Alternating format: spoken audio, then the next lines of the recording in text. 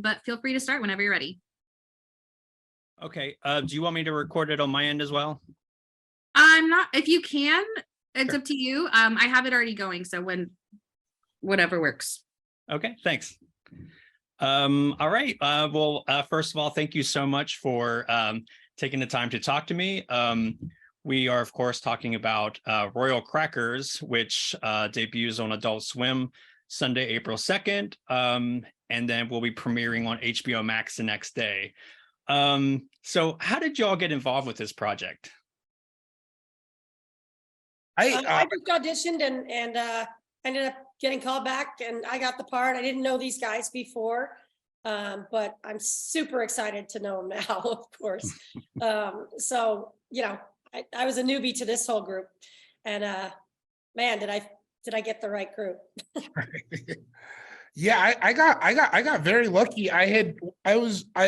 Jason had called me when they were still in the process of pitching it, and he was sort of like, we're not doing a whole pilot, but we are doing a scene, and I'd like you to read for the scene. And it's kind of like, if the show goes, you'll get to do the part.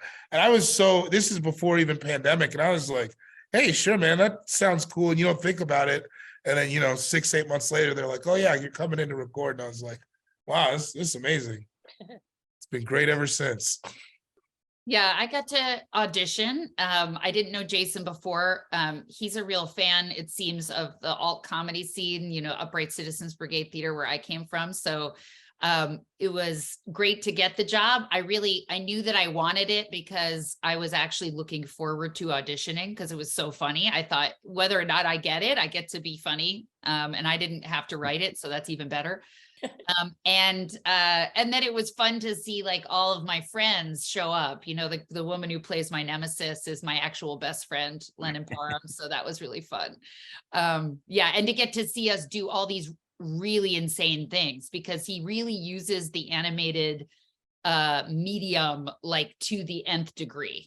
There is nothing that's not possible in this world, even though like they're working in a cracker company in Bakersfield. Yeah. They still have to fight the supernatural quite a lot more than you would think. Yeah, no, I love it.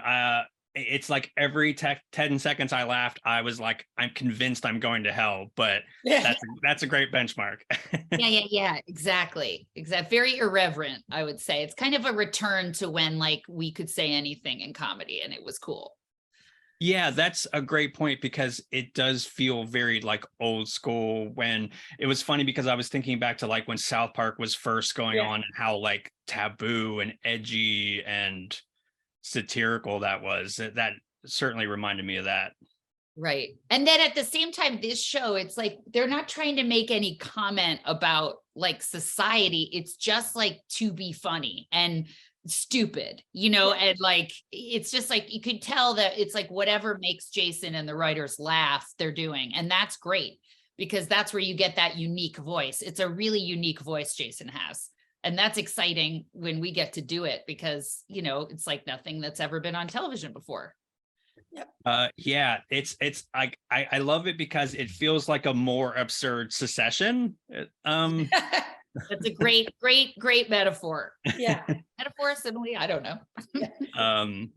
Now, what were y'all's first impressions of the script when you read it?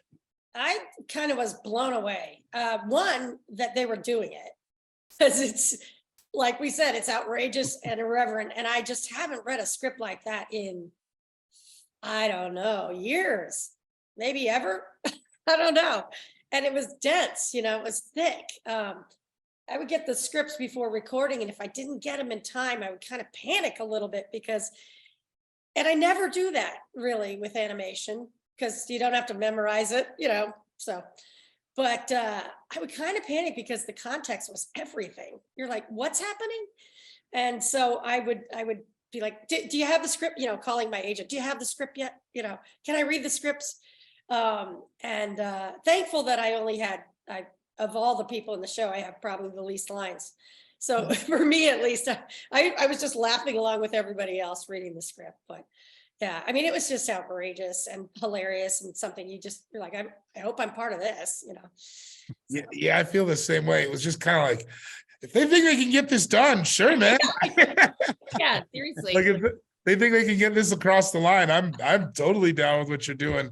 I But would yeah. come home after sessions and say that to my wife. I'm like, I don't know if this is gonna make it to the air, but I Yeah. sure hope it does.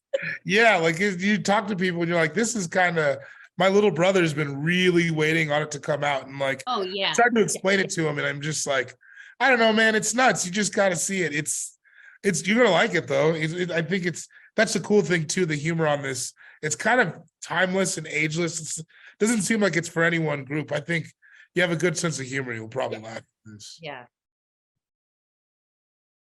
Yeah, I love all the. It's funny because one of the leads is of course like aging rocker. I loved all the new metal references. Yeah.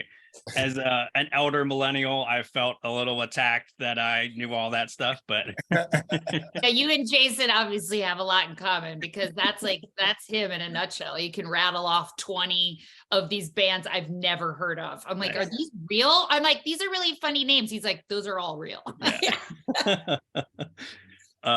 Yeah, I love how he's like, I opened for Papa Roach. That's huge. Yeah. That one I knew. Now I'm kind of curious, are y'all able to kind of bring a little bit of your own personality to your characters? I mean, I think a little bit, but Jason had everything so defined. Yeah. You know what I mean? There wasn't much to do. It was more like you kind of figure out what the character's doing and you lock in and they'll ask for feedback. Like, do you think this is how he would do it or whatever? But I mean, he really had a whole world set up for us to just kind of join in on. And that was a lot of the fun. Yeah, he was very collaborative. Like if you wanted to put something in your own words, you could, or if you had an idea for a button or, a funny way to say it, you could absolutely give that to him. But it's really nice when, as a comedian, you can show up and not feel like you have to try to make it funny. It was already there. And then every time we would come in to do, a re-record or whatever, it was always because they'd taken an already super funny joke and made it even funnier. Yeah. Nice. That's so rare. I mean, a lot of times people are super lazy, writing is really hard. And it didn't feel like that at all. It felt like this was Jason's real passion. And, I like to see that he was physically breaking down by the end of it. I like to see that this is a man who hasn't slept in 5 days, hasn't showered, hasn't left his apartment. I want to see that type of get. Yeah.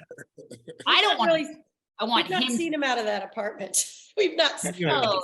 I It can was like picture the watching. patio door. Yeah, it's like watching who was the guy, Leo DiCaprio, when he was the guy who designed all the Howard Hughes. yeah, it was like a Howard Hughes transformation that Jason went through. No, that's great. That is the exact level of dedication that you want, like wearing tissue boxes for shoes, all of it. I mean, maybe it's better in the pandemic because we're just focused more. Right. Like so many recording sessions when you get together with people, there's a lot of bullshit going on. The director will be like, all right, everybody stop talking. And, you get shushed over and over and over again. And you can't do that because you're on a Zoom with somebody. You'll be like, oh, where's the dog today? Yeah. Or is it raining where you are? I can't really see. I mean, there's just nothing. There's not a lot of small talk, but that keeps you focused, I guess. Yeah. Now, do you all have like a favorite episode or maybe a favorite joke or running joke in the series? Oof. I really love when my character takes too many CBD gummies and thinks she's losing her mind. Yeah. I really like that storyline. There's an episode coming where I find out my son Matt is spending most of his time next door because he's dug a tunnel in between our houses with my nemesis. I actually think that episode is really sweet because at the end of the day, she doesn't want to lose her son. So that's the first time you kind of see her, might be the only time you see her maternal urge. Nice. Yeah. Like you were talking about, I'm a big fan of Theo and all his references. I think especially that kind of new metal, rap rock, like such a, I think he talks about Alien Ant Farm at one point, just all these bands you thought you were never going to hear of again. Yeah. And it's just what a funny time of music to be trapped in. It gets me every time hearing him talk. Yeah, I feel like every other engineer I've worked with was in those bands. Then they became audio engineers. Seriously. Wow. Like they have long hair, black t-shirts, and then they're like, yeah, I'm playing Saturday night. Where? This bar in Chatsworth. Just we all play with it. I feel like I know these. I do know those guys, and I'm sure Jason knows those guys. I don't think he is one of those guys, but he knows those guys. Definitely knows him. That's great. Oh, you so, said favorite moment. My moments are like the weird stuff that you see that we can't see till you see it, which is like the first one where the grandfather falls down the stairs. Yeah. Hats off to whoever gave the approval to have that keep going and going and going and going. Yeah. Just jumping in really quick. We're at the 10-minute mark, so I Okay. think here's a good place to end. Okay. Yeah. All right. Well, thank you so much. Again, the show is hilarious. And just to reiterate, that's going to be on Adult Swim Sunday, April 2nd. And then it's going to be premiering on HBO Max the next day. It is hilarious. Y'all are so talented, and I'm very grateful to get to talk to y'all for a little bit. Thank you so much. All right. Thanks, Thanks. Mike. Okay. Thank you. We're getting there, I promise. Oh, yeah.